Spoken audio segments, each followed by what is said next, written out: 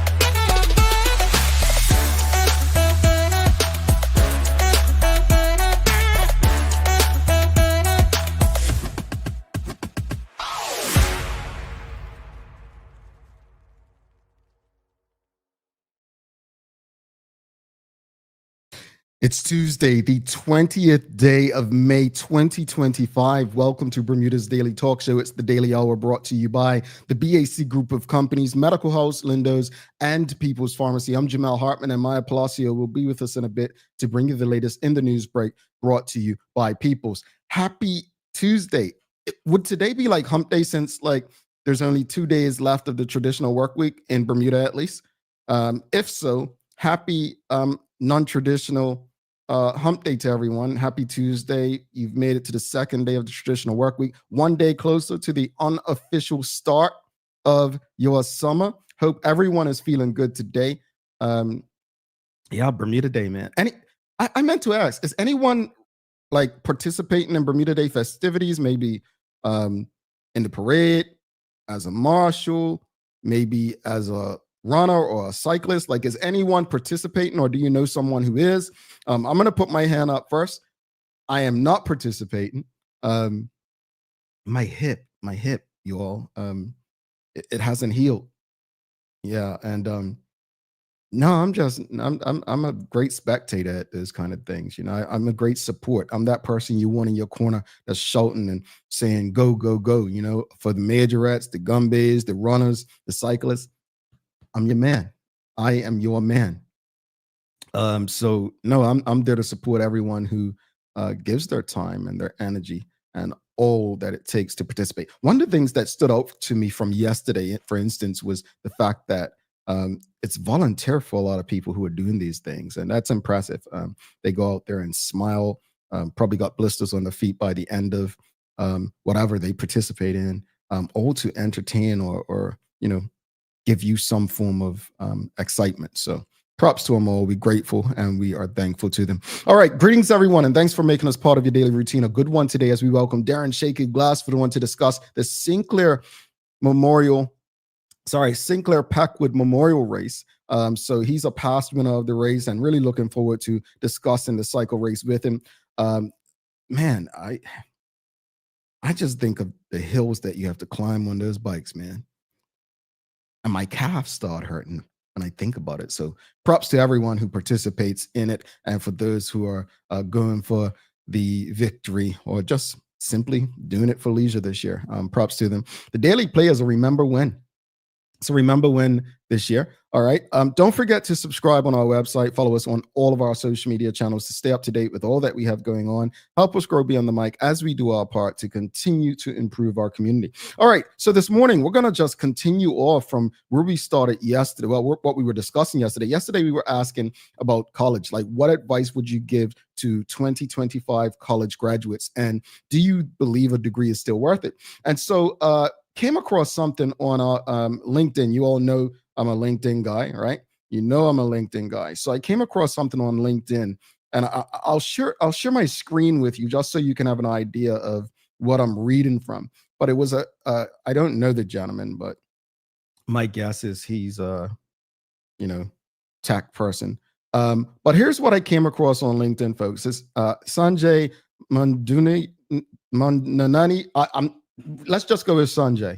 But anyway, he basically says the New Deal. There are no guarantees, not from your degree, not from your employer, not even from your experience. We are witnessing a shift where even the best performers are being replaced. Why? because machines and AI can now do the same work more efficiently and without the challenges of a human being. Microsoft, Google, Meta, IBM, Dell, they're not failing, they're thriving, and still thousands are being laid off.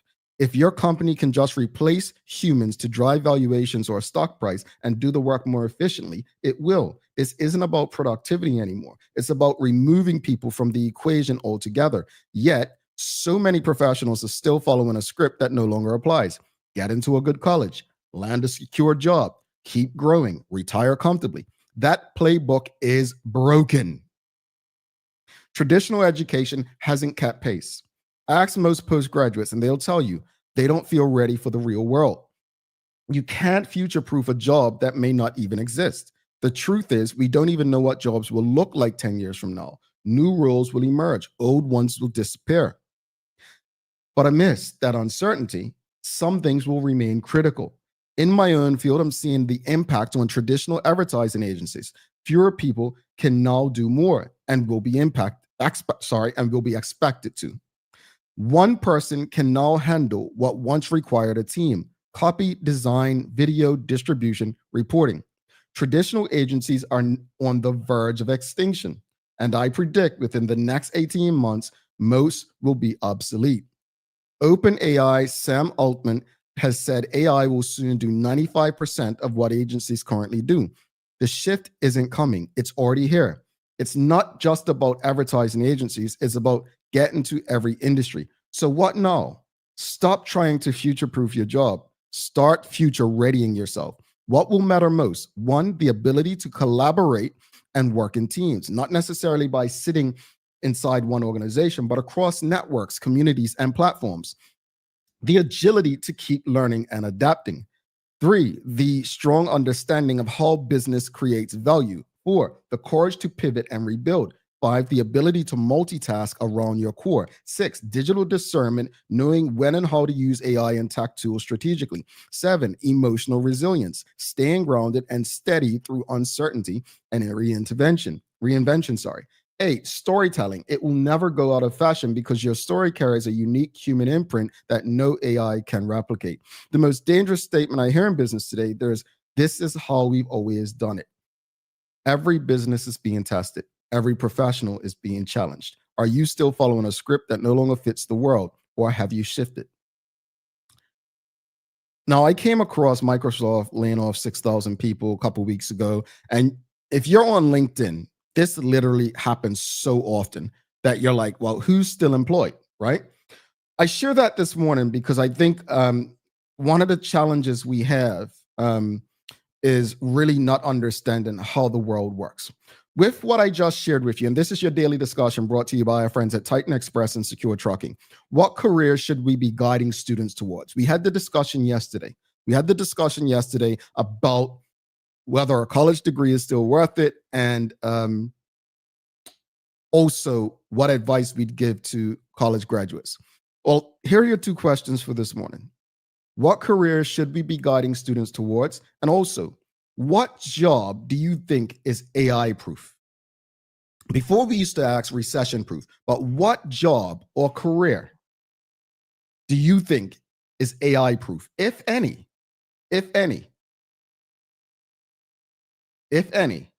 what do you think is AI proof? Well, I'll give you one. A funeral home director. That's probably AI proof. But with technology, who knows? That could change. I'm going to go with medical doctors and dentists at this time. I don't see how AI can replace them as of right now. Again, as of today. But what are your thoughts? What careers should we be guiding students towards? And what job or career do you believe is AI proof? Charles H. Jeffers II says, learning how to embrace AI and whatever comes after is what I took away from that article. We can't be stuck in our old ways of doing things. Embracing AI is so important. It really is. I don't think AI is necessarily here to eliminate um, all of our careers. It's how we respond to it. It's up to us to respond to it in a way that keeps us employed or keeps us going and gives us the ability to continue to support ourselves. Right?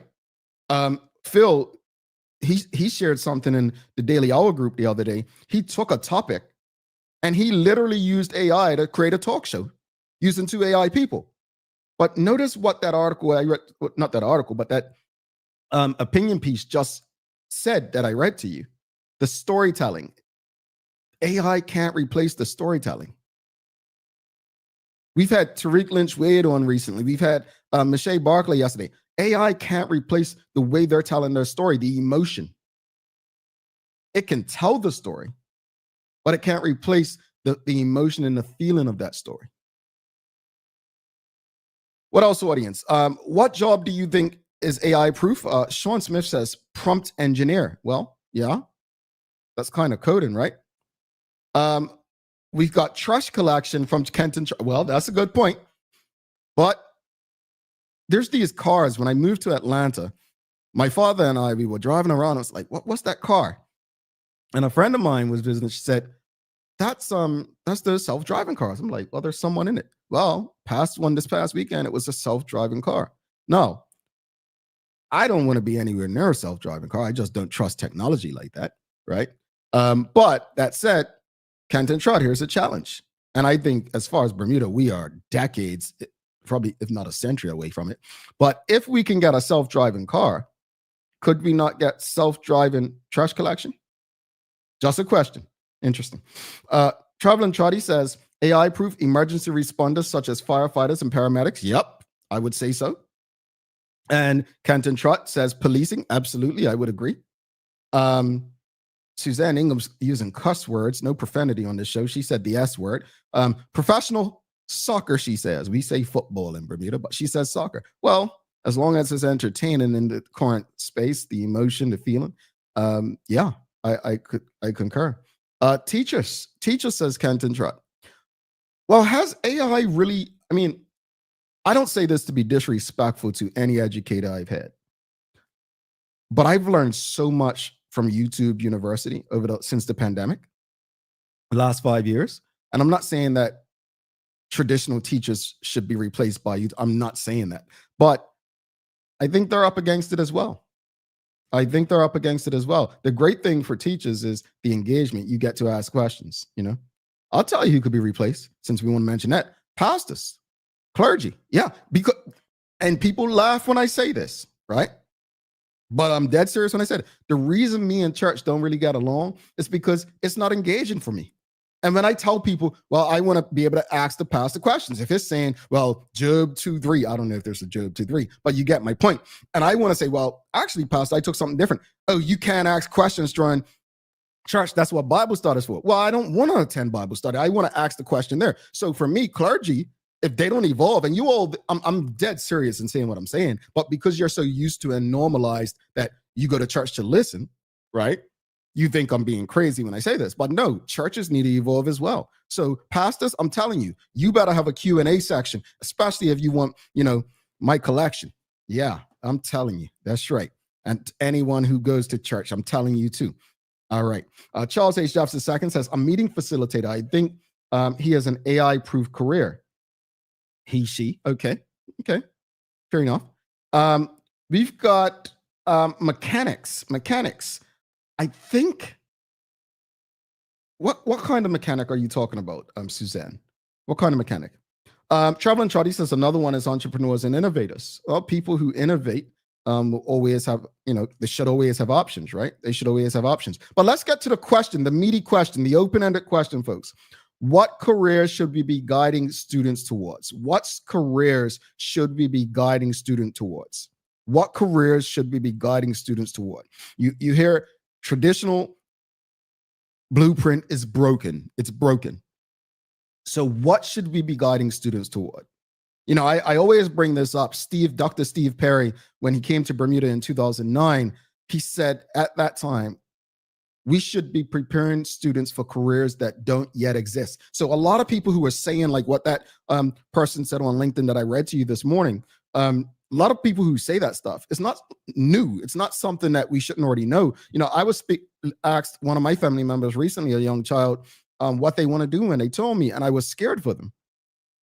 I was really scared for them. And I don't want to discourage the child, but they said they want to do graphic design. But I was scared because graphic design, man, you see how, and look, let's be honest, audience. Obviously, you're a pro if you use Photoshop. But Canva has come along and pretty much taken the job of a lot of people who like graphic artists and people who use Photoshop. You don't need to be an expert in design, graphic design, to go create stuff. You can use AI to tell you, create this for me. Or you can do it yourself with so many templates. So what career should we be guiding students towards? Like, what would you advise? In Bermuda, I remember they used to tell me, oh, I should focus on IB or reinsurance or hospitality and tourism. Yuck, who wants to do that? I wasn't interested. I remember Teo, the biggest brain I've ever worked with. They used to say, why are you in radio? You should be a doctor or a lawyer or something. He didn't want to do that. So how can we match the two? How can we ensure children are doing something of interest to them, that's exciting, that keeps them happy, but also that there's a need for? Or do we not know? I'll give you an example. My mother, I wanted to do radio, right? I wanted to do radio since I left Cedar Bridge. My last English teacher at Cedar Bridge in high school was Joanne Tucker Smith. Thought I would do well in radio. I went up to Power 95 and at the time, and thought I wanted to do radio. And my mother would not let me do radio because, one, it wasn't a well-paying industry in Bermuda, and there were not a lot of opportunities in Bermuda, right? Plus, I wasn't a great reader. And so it wasn't until Hot 107.5, Intelligent Communications launched Hot 107.5, I think 2005. It wasn't until then, 2004 or 5, but it wasn't until then that my mother actually let me do a dual major. And I was able to then major in video and radio production because she felt there was an opportunity. My goal to her was, think beyond Bermuda. Like that was my advice to her, but I was able to major in it because she saw more opportunity from it. And I'm grateful for it because here we are today doing the daily hour. All right, let's get back to the audience. What career should we be guiding students towards? We've got WKD Llama, pick trades, get our hands dirty again. Well, here's the thing. Trades are being replaced by AI faster than we thought. So 2-3 years ago, yeah, we should have been guiding students towards trades, but trades are probably the easiest or become easier to replace now. Interestingly enough, you just need someone to kind of tell, I guess this goes back to what Sean Smith said, prompt the engineer, give it a prompt and it does the work. Here we go, Charles. Child and adult care, but also nursing. This is important. This is important. We've got Sheikha Reina says AI governance, detecting hallucinations in AI results. Yes, someone has to manage it. Someone has to manage it.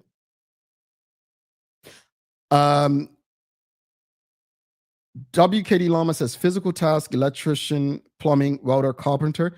AI can replace these things. It can. There was a time when I would have said no.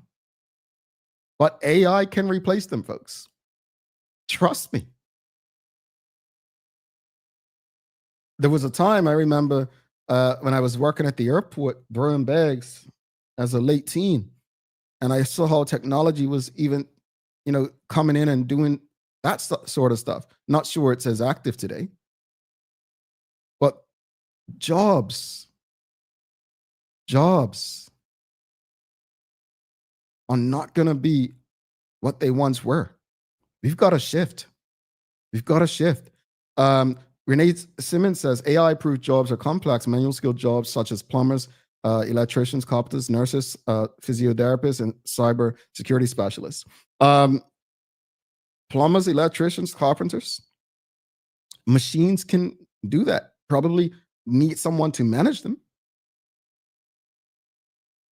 Nurses, absolutely. Physiotherapists, cybersecurity specialists. Rosalind Famous says this may be controversial, but stop preparing students for careers. Learn how to own income generating assets. And here is my favorite comment, and I'm allowed to choose favorites. Thank you, Rosalind. Thank you. I think what we need to be preparing students for is a sense of independence. We need to be preparing students for a market where they're going to have to do for themselves and find ways to generate revenue and create a life that no one else can give them. That's the reality. That's the truth. That's the honest truth. And this is not to crap on anyone. This is not to talk down on anyone. All of us need to be humble and have a sense, some sort of humility in understanding that even us, can be replaced any given day. AI literally can impact all of us. It may not replace all of us, but it can impact all of us. How we respond to AI will determine how we go forth. Kent Richardson says you need tech schools, and no, AI is not replacing them. As a matter of fact, most countries around the world are bringing back the trades. I would say this to you, Kent Richardson. Knowing how to do for yourself, whether it's tech or trades, is going to be very important going forth. However, AI will impact everything. It may not replace everything, but it will impact everything. As I just said, how we respond will determine how we live. All right, we've got the news break coming up, folks. I just want to give some love and show us some love to our partners, Titan Express and Secure Trucking, for supporting our daily discussion. The daily discussion is brought to you by Titan Express and Secure. Visit TitanEXBDA.com, your leading tour and transport provider specializing in Black History tours throughout the island. And SecureBDA.com for all your property management, waste management, residential, and commercial trucking needs. Professional, punctual, and reliable service is our commitment to you. All righty, it's time for the Daily Hour News Break. Let's welcome Maya Palacio in to deliver it.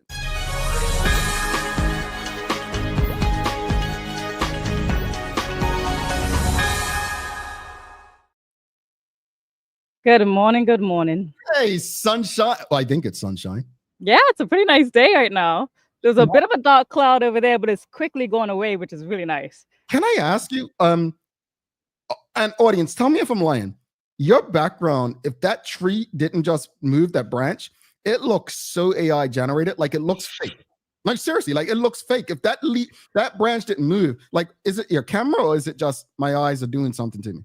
I think it's just a beautiful, beautiful day. Like really, that's it. But I think a lot of things that now we see as being too perfect or beautiful, we automatically think it's AI as well. And I've had this conversation today with a friend of mine. So that was like, yeah, anything too perfect, we think it's AI. Got it. No, it looks great. It looks great. So, MP, I gotta ask you. I mean, this conversation continues on from yesterday, right? Mm-hmm. And we've spoken about AI. We've spoken about preparing students for and the like. You've done quite a few stories. You engage a lot of younger people, college age students, a lot. What's your take on what we discussed this morning? I love this conversation. I do love looking into the world of AI, media literacy, all the type of things that we're already going through and progressing through. Quick background is just like, even like for me and my career, I didn't know what was going to be available to me while I was in school still for journalism. And when you think about it, AI right now could do this entire show that we have right now. But again, it won't get that community connection, that live engagement, the us that we're giving to you. But in terms of, let's say I was in school and the Daily Hour didn't even exist. Who knew? Like, there was so many times I was going to scholarship meetings and trying to get scholarships, and they're like, well, why do we need any sports journalists? Why is sports journalism important? Why is women's sports important? But those are things that I was like really focusing on. And even someone saying, oh, you want to be a journalist?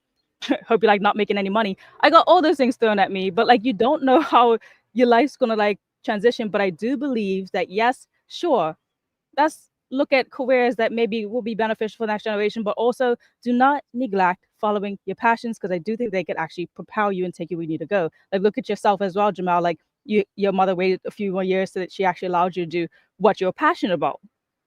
Like, and then now here you are with the whole company. So passions really do thrive us and take us places, and that's something that I've always been taught as well with the mentors in my life.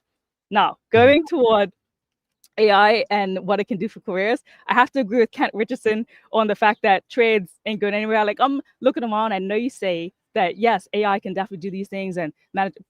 Jamal, we haven't even been able to fix our asphalt plant. Like, there's so many things that like bringing these types of mechanical things in to do a job that we can do, realistically here, might not actually happen. So we do need the trade still desperately. And then when you think about these machines going out of whack because of our weather, our humidity, or whatever else, we need those people who are going to be able to do those jobs to be able to do those jobs.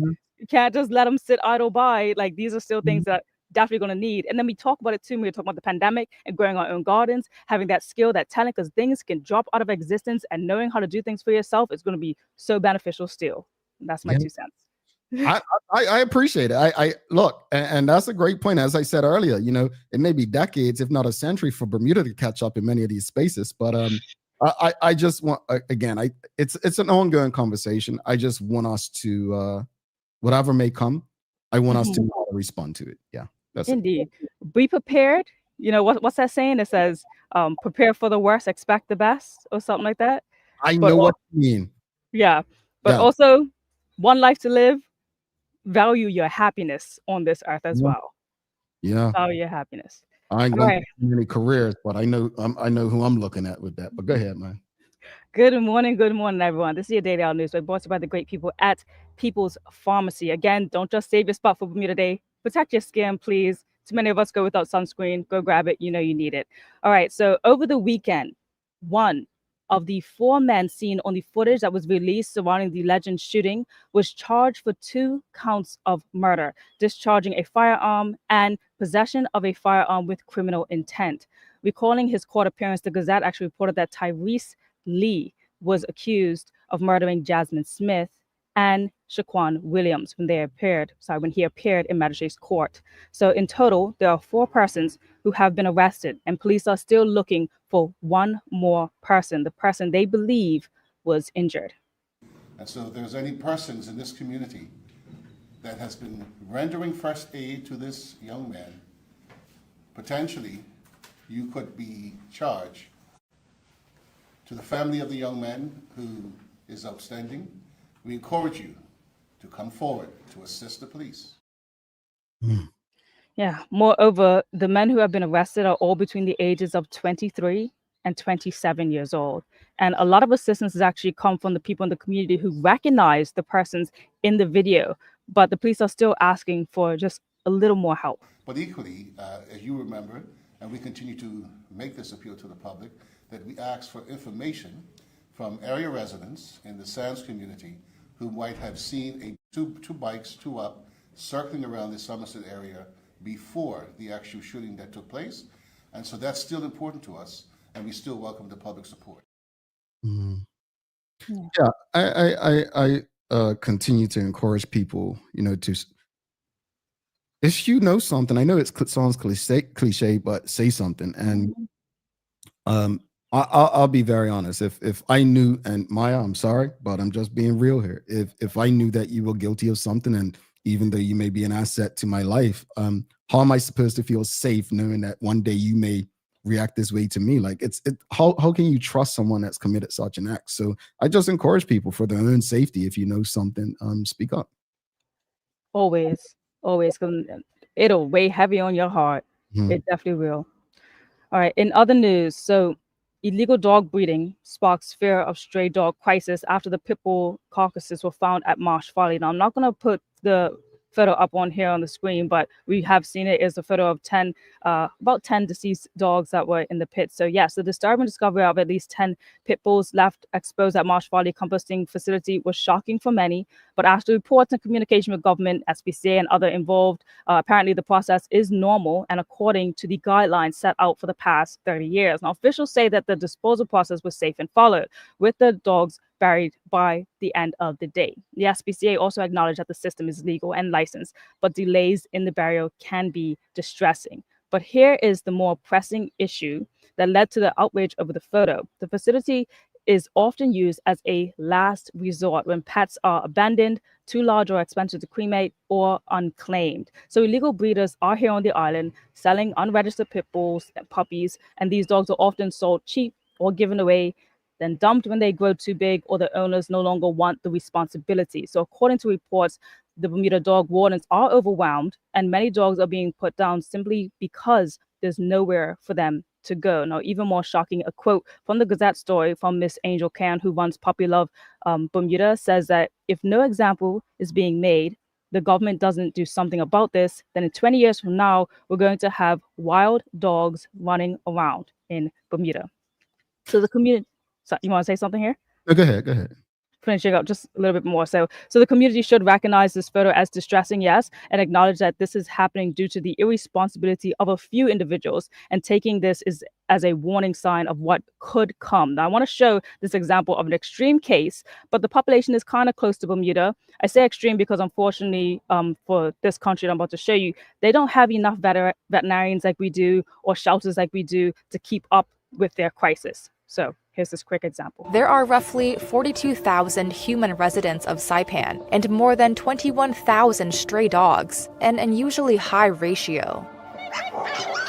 The mayor's dog control shelter says it has no choice but to euthanize between 20 to 40 dogs and cats every Friday, many of which are healthy. I used to get mad about euthanasia when I first moved out here. I was like, why the heck are the shelters euthanizing so many animals? Can't they just save them and find them a home, or keep them until they find a home? And the reality is no. Maybe it's because I was brought up in what's considered the poorest part of Bermuda, but we saw stray dogs around the dump, like literally they were everywhere. To be honest, I couldn't tell you the last time I've seen a stray dog in Bermuda. And obviously, keep in mind, folks, I don't live there. So I'm not saying they don't exist, but I used to see them so often back then. And I guess the question is it still a thing where, I mean, they used to come in the yard and like eat like food that we put out for our pawn dog, right? Our mutt. I didn't realize it was still a thing. No, thank you, Maya, for not sharing the picture. Folks, I think it's on the Royal Gazette if you want to see it. It is quite gruesome. But from reading the story, I was a bit more confused. I was very confused. What I was confused about is, Maya, did you not get from the article, again, maybe, I'm a bit delayed and stuff, but I got from the article that this is almost a weekly thing. In terms of having to euthanize dogs in Bermuda and put them down?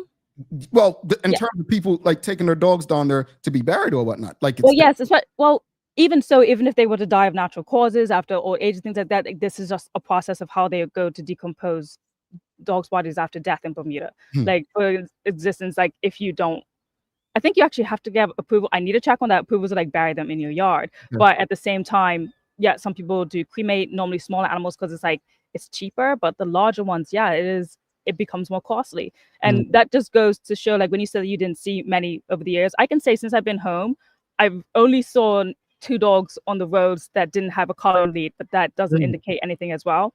But that's just something I've seen since I've been home. But what I want to close up on saying is that yes, we should be thankful for the hardworking people in Bermuda. Like when it comes to Cats Bermuda, SPCA, the dog wardens, all the vets that we have on the island who are willing to take, and people who are actually willing to take in these pets and rehome them. Because again, it's an overwhelming number of shelters actually and rehome charities that are growing on the island too. I think it just came up.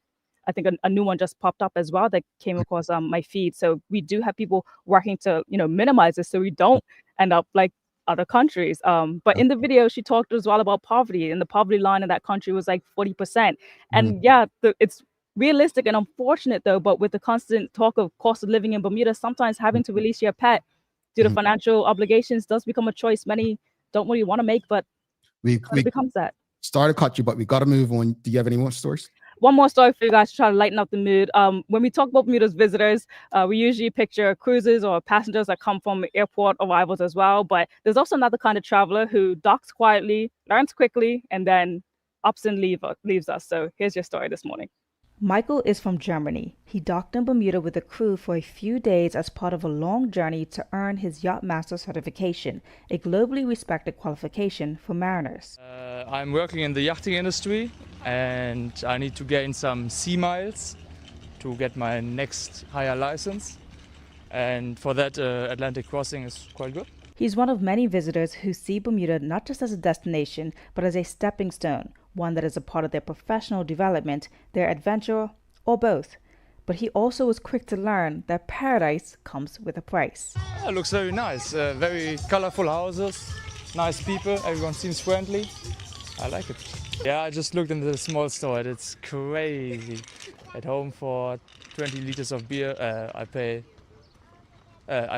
20 euro for 20 liters of beer, and here it's 2 liters for the same price. While he was only here for 3 days, Michael would depart the island with memories of the people, the blue crystal water, and sea miles. Although a very short trip, it's a reminder that Bermuda doesn't just attract vacationers, like many years ago, but has silently been left out of conversation around tourism. We attract voyagers too. Hey, if you want to know about pricing, talk to somebody about beer and alcohol, man. That brother said he went straight to the cost of the beer. I love it. Yeah, it's interesting day, but yeah, he had a really quick journey, quick turnaround trip, and he was just trying to figure out where to get his groceries for the most part. Indeed. How's the weather? Well, it looks good in the back. It's looking like mostly sunny, actually. A little bit moderate of winds, they say, might come along a little bit later, but it's going to be a pretty sunny day. All right. Well, folks, Maya just ended it on a bright note for you. Well, MP, today is World Bee Day. And Maya, I don't know if you knew this. Something tells me you just hit the lotto, but it's also Rescue Dog Day. Rescue Dog Day. Look at that. Did you know that? I did not know that today was Rescue Dog Day. I feel like I should have, and that's a good thing to kind of drop into this conversation. I didn't put you on the spot. I was just like, okay, I think she hit this one. So I want to ask the audience: does anyone have a dog, or did you have a dog growing up? Yes or no? Have you had a dog ever? Have you had a dog before, Maya? Yes, I did. What'd you have? I had a couple of dogs. The first one was a pit bull, white pit bull. Her name was Blanca, and when I was a child. And then I had a fox terrier named Shy. Family couldn't take care of it no more, and so we took him on. Love of our lives. And then my last dog, unfortunately, she died really young though. But her name was Leah, and she was another fox terrier. Okay, audience, what did you have? What breed of dog? Well, we had a mutt. I think I told the story before. We were on our way from Sunday school, my cousin and I, and we went down by the dump where my nana's friend lived, and she had these puppies. And we told her, we lied after Sunday school. My goodness. But anyway, we told her that our nana said we could have a dog, and she put it in like one of those brown shopping bags for us, and we took it home. And we got in trouble, but the dog was so cute we got to keep her. But she was a pawn dog mutt.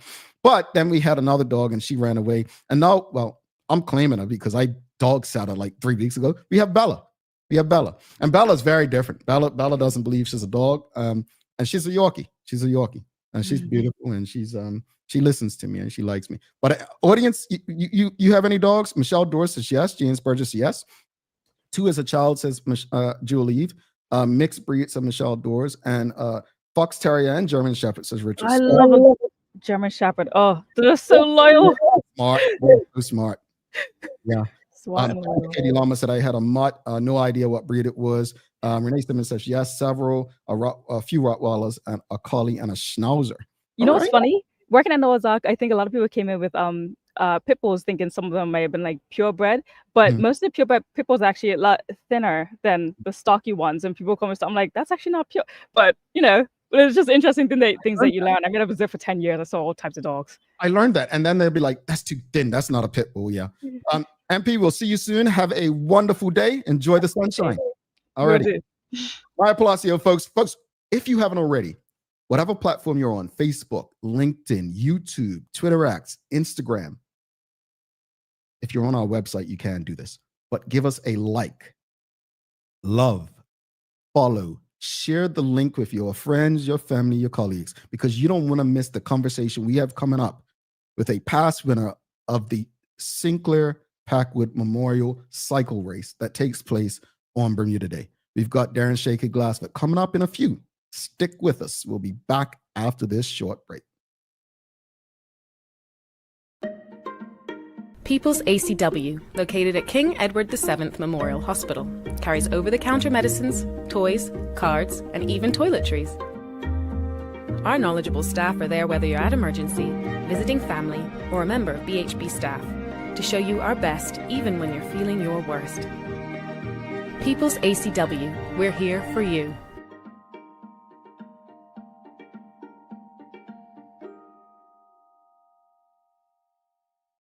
Hi there, welcome to Medical House. We're located at number 6 Bakery Lane. I can't wait to show you all of the great stuff that we carry. Come on inside, let's see. Long days, long shifts, you no longer have to endure comfortable underwear. Designed by nurses, we now offer premium undergarments by Swoop that are unique, fun, comfortable, and functional. The only underwear you'll ever want to wear. Who says high-quality functional products can't be stylish and comfortable at the same time? See it all at our new expanded location on Bakery Lane. Attention home renovators and design lovers, your dream space starts here. The brand new Kohler retail showroom at BAC Group is now open, bringing you up to 35% savings on all Kohler products at U.S. manufacturer suggested retail prices. That means no extra fees, no freight, no wharfage, no duty, no document processing fees, just pure cutting-edge Kohler design at unbeatable value. From sleek kitchen and bathroom faucets, vanities, toilets, to statement sinks, walking tubs, and spa-worthy bathtubs, BAC brings innovation and luxury within reach. Visit the BAC showroom on Mill Creek Road today for style, quality, no surprises. Just color from BAC. Discover Drop It, your go-to grocery delivery. Browse and select from a wide range of groceries, from fresh produce to daily essentials. Our friendly drivers deliver fresh groceries to your door fast, saving you time and hassle. With Drop It, you get fresh groceries delivered fast so you can focus on what really matters. Drop It, freshness at your doorstep, delivered to your door with Lindo's. Why go anyplace else? Dreaming of expanding your business?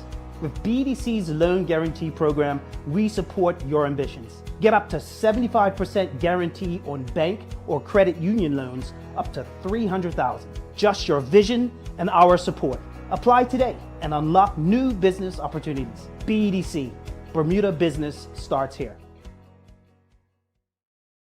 Alrighty, welcome back to the big show. I am Jamel Hartman. It's the Daily Hour brought to you by the BAC Group of Companies, Medical House, Lindo's, and People's Pharmacy. Folks, please do not forget to subscribe on our website. Follow us on all of our social media channels to stay up to date with all that we have going on. Help us grow beyond the mic as we do our part to continue to improve our community. And if you have not done so already, there are too many of you tuned in, but help us beat the algorithm. Whatever platform you're on, please give us a thumbs up, a love, a like. Make sure you share the conversation with your friends, your family, your colleagues, WhatsApp groups, whatever. Make sure that you invite as many people as you know to be a part of these community conversations. Without further ado, let's give a warm TDH welcome to a very special guest. We've got past winner of the Bermuda Day Sinclair Packwood Memorial Cycle Race, Darren Glasford, coming on. Let's give him a warm TDH welcome.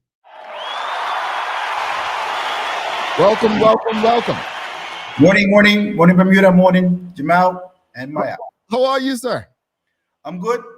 Yeah, I gotta ask you. I know you have a dog because when we were doing like the pre-show, I heard some action in the background, like the dog wanted to be a part of the show. But you got to tell us, like, what kind of dog? What's your dog name? Yeah, I got a old English bulldog named Zeus. Okay. Weighs 86 pounds. I had to take him outside because it's probably gonna make some noise at the wrong time. He wants to be a part of the show. Zeus is a scary name, so I think I'll keep my distance with Zeus. But it is National Rescue Dog Day. But let's get into the conversation. First of all, thank you for making time for us and doing this and coming to engage with us. But it only makes sense. It's only right to speak about this most important part of our Bermuda Day and Heritage Month traditions. But before we jump into the actual race itself, I've known you for a long time, and I don't always remember you being into cycling the way you got into it. How did you get into cycling? Yeah, so as a police officer, it was in the road I was in, I had to keep a high level of fitness. And Clifford Roberts and a few other guys were always telling me, Shaky, get a bike, get a bike, get a bike. And eventually my boss was sat on a bike. I bought the bike. And then I went out with Brian Dickinson and Vic Bull, who were very established cyclists back then. They started up Crime Stoppers. And I'll never forget my first training ride. I was straight out the back, and I thought I was fit. And then they convinced me to do the Bermuda Day race because I started cycling in 2006. I was 36 years old. I wasn't going to do the Bermuda Day race. They convinced me to do it. I was holding on for dear life, and I finished in time with the pack. But the adrenaline rush that I got from racing Bermuda Day, the adrenaline rush, and that was it. I was committed to cycling, and that was 2006, and here we are. And it's interesting. You started at 36. I mean, I don't know how, age wise, but when you look at some of the past winners, traditionally they've been a bit younger than that in terms of when they've started. But let's speak about the Heritage Day Cycle Race. Originally, it's kind of only existed as part of formally since 1987, right? Speak to us about its beginnings. Yeah, so at the beginning part, it was Sinclair Packwood, and a lot of cyclists were trying to make this a part of the Bermuda Day, and they weren't allowed to race. The police were giving them a hard time, and so it was more of I guess a procession. And then in 1987 was the actual first official race, and that's when Bermuda Day race started. But prior to that, it was not really a race, and that was the start in 1987.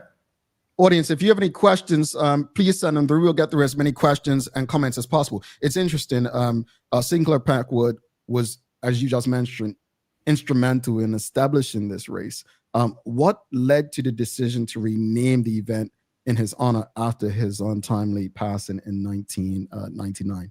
Yeah, not only was Sinclair Packwood a avid racer, was known to be a sprinter. He was very much involved in the development of cycling in Bermuda, and he fought to get this race permitted to be allowed. And in 1998, he passed away, and it was decided to name the race after him, and now it's known as the Sinclair Packwood Memorial Race. And he did win it a few times as well. Yeah, fitting for him. You've won the race, you've participated. Describe some of the unique challenges that riders face during that race, such as the layout and weather conditions. Yeah, so I mean, if you ever seen the race, the cyclists are really, really close together, traveling at high speeds. Guys are touching each other, wheels are touching. Every so often you have a crash, and the race is very dynamic, changes in an instant. If it's wet, some people don't like riding in the wet. Some people ride better in the wet. So it's a lot of skills involved. It's not necessarily just who's the fittest. It's a lot of tactics involved, a lot of bike handling involved. And then it comes down to the type of rider that you are. So some guys go uphill really, really quick because they're light. Some guys can hold a high pace for a long distance, and some guys are known as sprinters. I like to say, if you looked at a track, all the track events from sprinting to the 5,000 meters, then that's what a bike race is. All these people in the bike race have different skills, and it's about trying to use your skill with the tactics in order to win, or to help one of your teammates to win too, because a lot of times it's a team sport. It's interesting just thinking about how you got into it, like being a police officer, just a level of fitness, and then it became something you took serious and won what many would consider the big race in Bermuda. But what goes into training for a race like this, specifically for a person like yourself? Like, how did you prepare, or what did you employ differently in 2011, which I believe is the year you won, versus other years? What happened that year? What went right for you that year? Yeah, so I mean, when you first get into cycling, into any sport, it takes a while to develop. And I joined Venezuela in 2008. And Greg Hopkins was, doing a lot of the coaching and training rides for the Venezuela team, and develop. But the unique thing about the difference about cycling is that our race season is from April to October, but guys never really stop riding. So you might take 2 weeks or a month off at the end of the season, but in November, guys start training again. You start training, and we really don't really train for Bermuda Day. We train for the bike season, like national championships. So Bermuda Day is like 12-mile race, where national championships could be a 65-mile race. So I wouldn't say there's any specific training for Bermuda Day. It's specific training to race throughout the season. And then because Bermuda Day is such a short race, it's probably the most unique bike race in the world because it's 12 miles. We just had a race last weekend. It was 47 miles, and most guys rode to the race, raced, and then rode home. When this race is 12 miles. So it's a little bit, the dynamics are a bit different because guys can stay fresher longer, where it's not required for this long endurance. So for training wise, for Bermuda Day, it's not much that we actually do differently. We might ride the course. And then what happened in 2011, the year I won, I guess, I was obviously getting a lot fitter. And I remember, I'm probably, if I had to put myself in a category, I would probably say I'm known to be a sprinter. Sinclair Packwood was known to be a sprinter. So we kind of, we have to make it to the finish in order to win the race. And Greg Hopkins says, Shaky, go down to the finish line on Cedar Avenue and see where the line is. That's the night before the race. Go see where the finish line is. And that night, positive thoughts. I told myself the night before that I'm going to win the race tomorrow. That's what I told myself. And then it was just, making the right decisions tactic-wise. And, I knew I had a pretty good cornering skills. So at City Hall, I kind of jumped, and my goal was to go through that top corner as fast as I could, because I know I'm going to open up a gap. And that's what happened. And then I was able to hold it off to the finish. If you saw the finish, I wasn't even standing up because I was what we call full gas. And I also want to say that's the year that Dominique Mayo came second, and he was a junior. So yeah, that's what I done differently. Is it's about the mindset in any sport, and I just told myself I was going to win the race, and that's what happened. Indeed. Sticking to the race now, I didn't know that the women's category has only been in existence since 2007. And I think we've had challenges with getting women to participate. Like how can we get more women to participate in the cycle race going forward? Yeah, I think what if I go back to growing up, I didn't know nothing about bike racing. I didn't even know it existed. Hence the reason why I started so late. So in the last few years, the BBS have done a really good job in trying to encourage more women cyclists. They have a women category to encourage more women cyclists so they can race by themselves. But this year, it just seems like the numbers are low. I'm not really sure why. But if any females are out there that are looking to race and you have a bike, I encourage you to sign up. But it's definitely a challenge. Okay. And what else can the public do to help this year's race? Like, is there anything that we can do to help grow this race? As people always say, the run, I guess because it's so much older, like the Bermuda Day Half Marathon is so much older, like older than the parade. What can we do to help grow the Sinclair Packwood Memorial Race? Yeah, so like I said earlier, the BBA has a very long season. They have a junior program for any upcoming cyclists. And they also, like throughout we have novice categories. So anybody that's new into racing, there's group rides throughout on the weekends particularly. And it's a very community oriented sport. People always looking out for each other. Even when little kids, 12, 13 years old, riding with us, someone's always looking out for them. On the day of the race, we are looking for volunteers because we have to ensure that the course is safe. So we are looking for volunteers, particularly if you're down the east. So we will have a contact number for you to contact. You can see that at the bottom of the screen.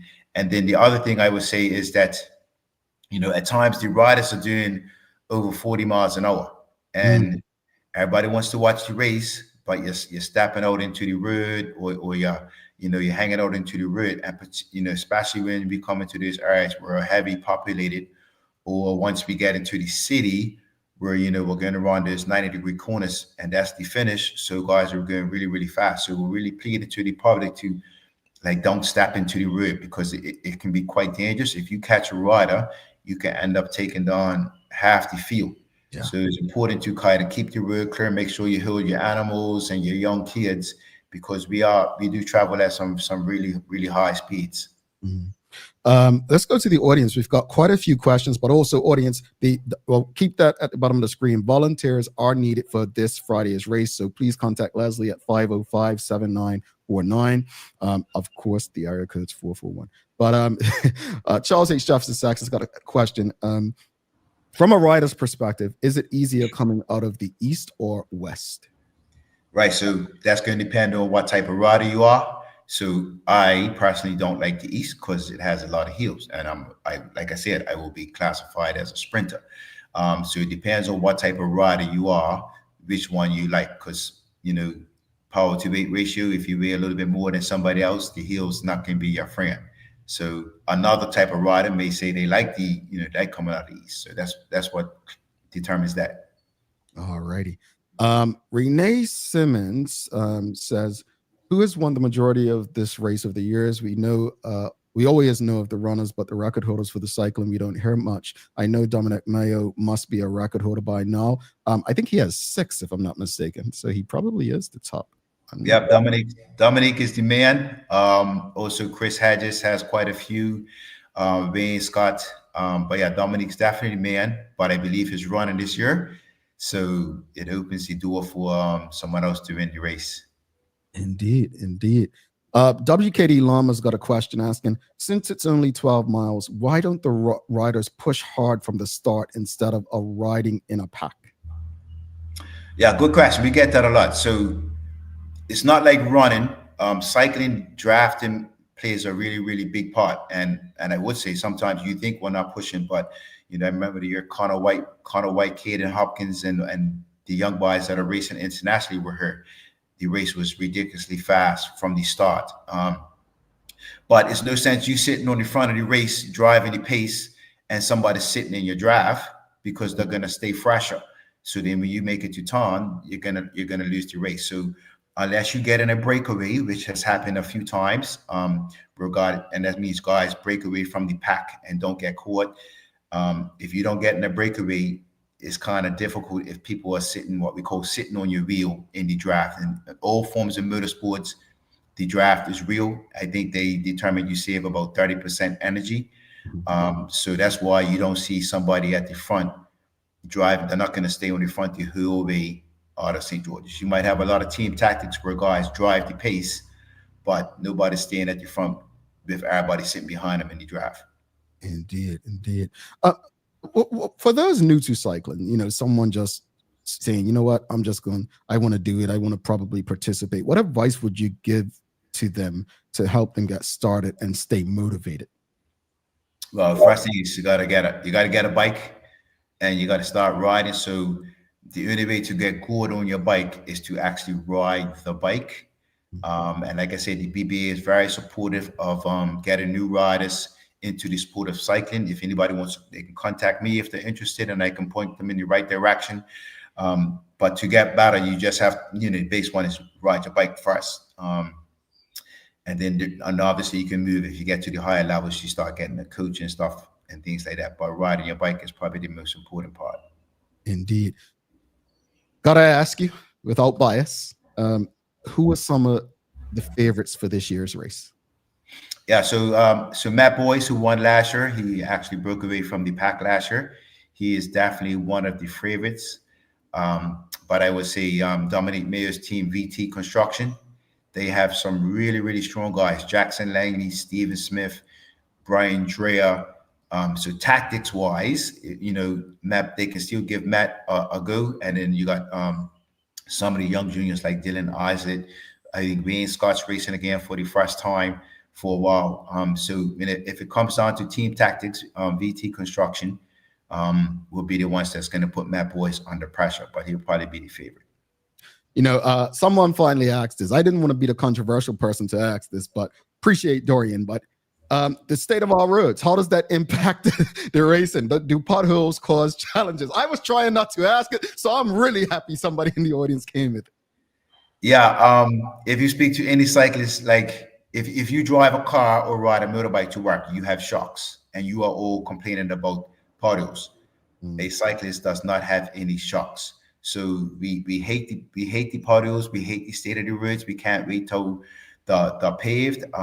And I believe it was one year it rained, and we was really concerned about coming. It was the year we came out of the east, not last year, but the year before that. It rained, and the roads were really in a bad condition. But Roxanne Engineering repaired a lot of the potholes because it does two things. It either causes you to get a puncture, causes you to crash, or it could cause you to cause somebody else to crash. So yeah, we don't like the potholes at all. Not even, and the smallest pothole makes a difference for us.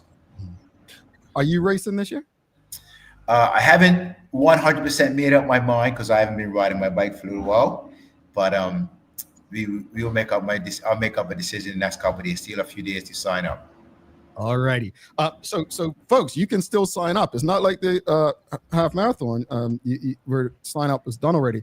Again, volunteers. If you have time and you're able to, they are still looking for volunteers. Please contact Leslie at 505-7949. Any words you want to say to the Bermudian public as we celebrate this Bermuda Day with all that's been happening in Bermuda before we head out? Yeah, I mean, it's one of the most favorite holidays. It's very community oriented. Let's keep everybody safe through the holidays.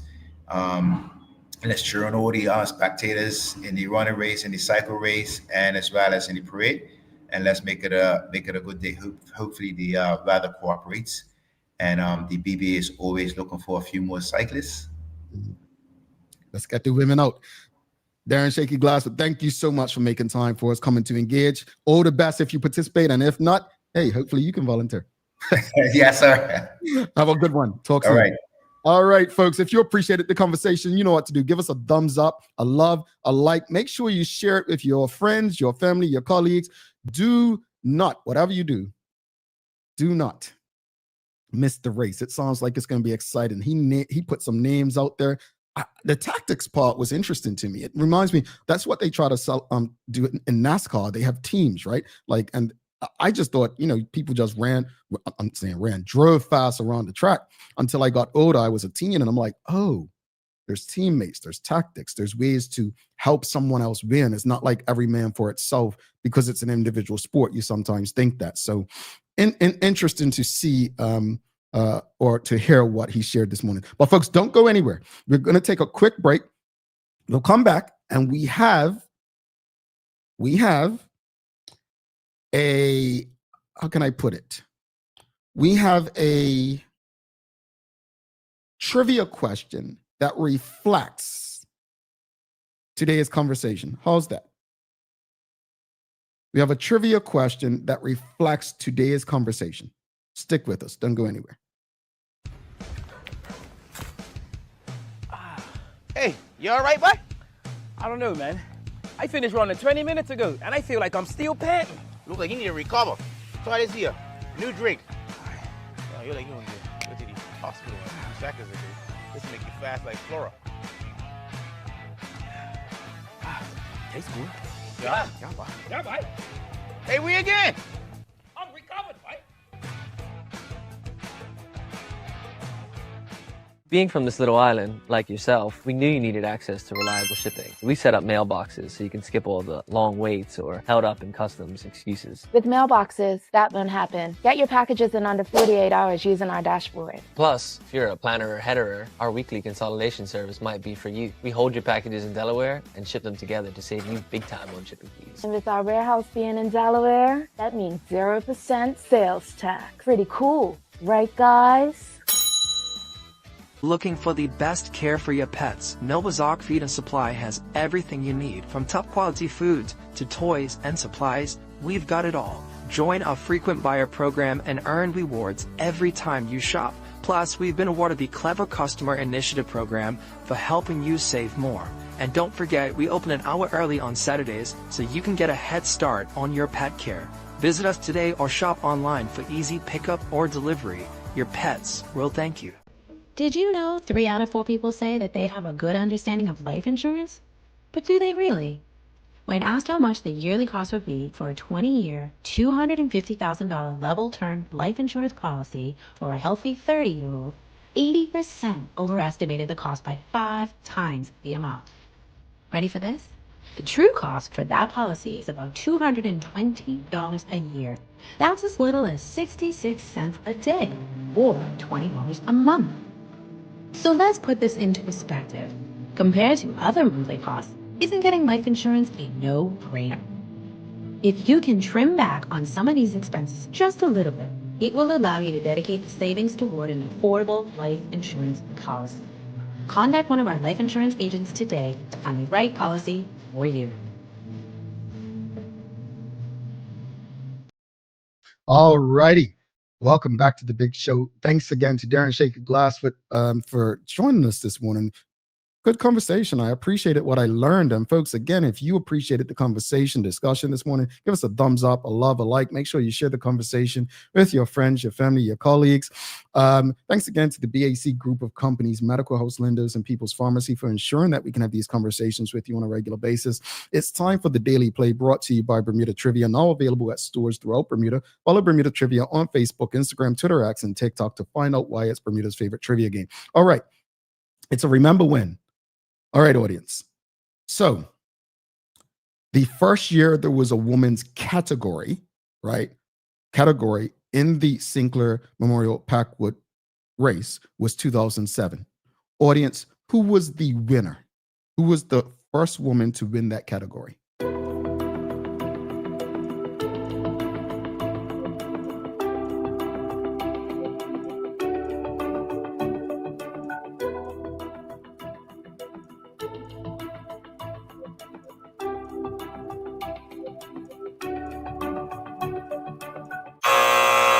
All right, we're going to learn something new today.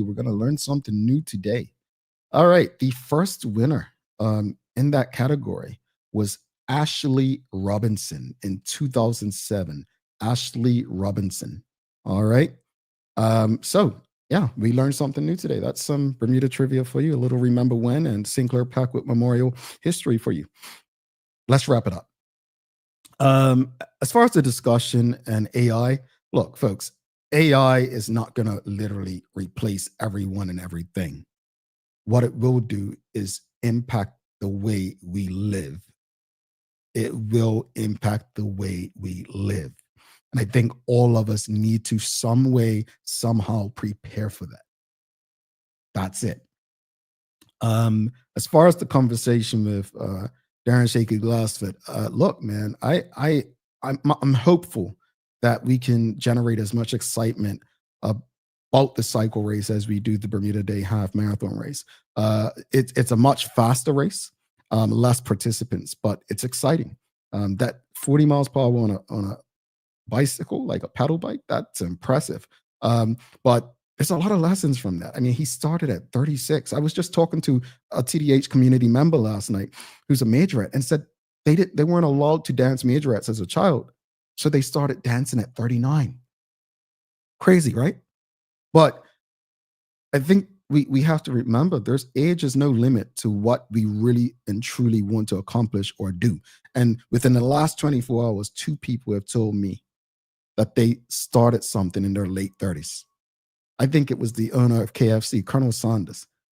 Colonel Sanders was like 50 or 60 when he started KFC. I think that's a message. And that's your daily inspiration.